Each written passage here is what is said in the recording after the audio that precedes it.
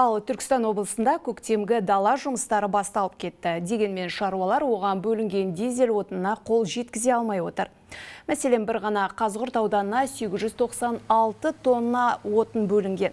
Алайда оның 1,1 литрі әлі алынбапты. Себебі мемлекеттен қандай қолдау бар екенін дихандар білмейді дейді мамандар.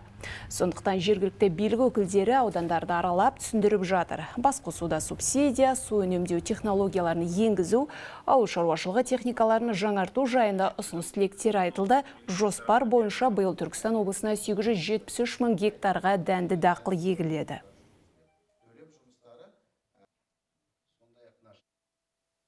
Біз жылыжай шаруашылығымен айналысамыз.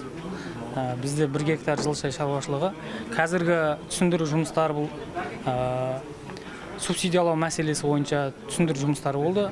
Субсидияның қалай алуға болады, қай жерге документ тапсыруға болады, сол жағы бары қарастырылған, барлығынан түсіндіру жұмыстары жүргізіліп, өзімізге керекті мағлұматтың бәрін алдық.